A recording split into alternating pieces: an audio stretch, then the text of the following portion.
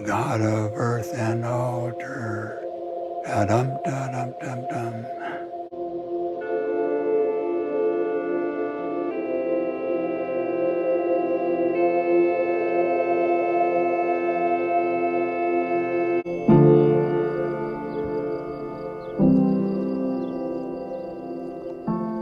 We were here one summer, and we had a visiting kingfisher.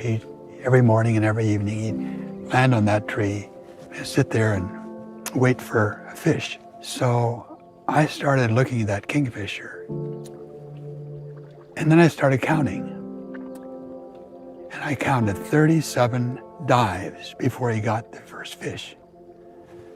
And I thought, wow, he's the kingfisher.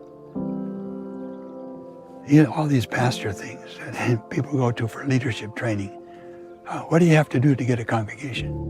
Forget it. Just be yourself. And not anybody else. I mean, just you.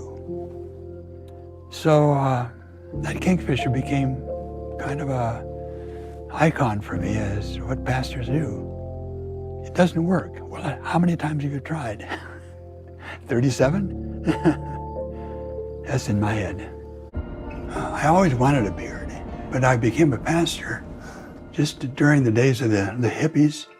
And everybody was really spooked about that, and the drugs and the sex and the beards.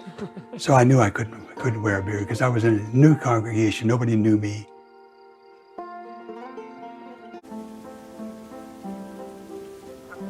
In a word, what's the most important thing about pastoring?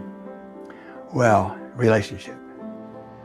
If you really treat your congregation personally, relationally, you don't think of them as problems.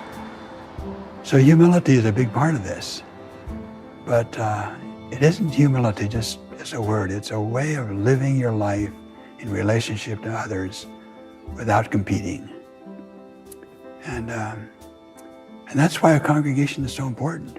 This is one place which is kind of set up to do that.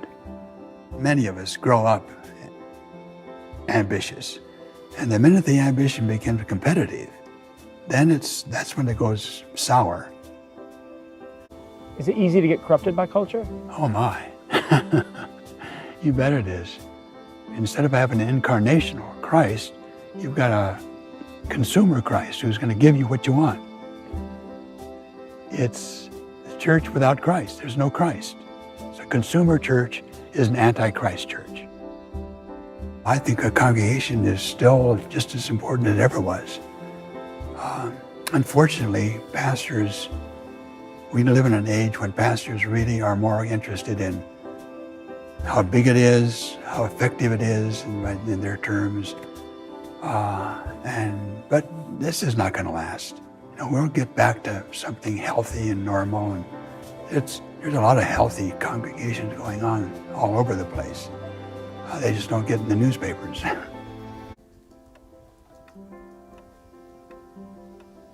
How long did it take you to write the message? In round figures, about 20 years. But I wasn't keeping track of things. It was just kind of a seamless process. I spent, I would say, a good 5 years learning the language of my congregation. And that's what came out. I really didn't think I was doing something that extraordinary. But I knew I was doing something for my congregation that was extraordinary. They were listening to this for the first time. How many books have you written? 35, not including the message. Why do you not include the message? Because it's not my book. Really. It's just, I don't think of it as, it's not my book. Yeah, I think beauty is almost inherent in reality. I think we're taking the stuff that God has created and letting it shape our lives, and that becomes art. That's the beauty.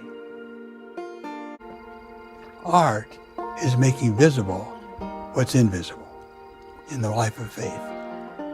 And that's the most important thing about faith. It's between you and me and God. But you can't see it. But you can see when it's not there. there's no relationship, or there's criticism, or there's anger or something.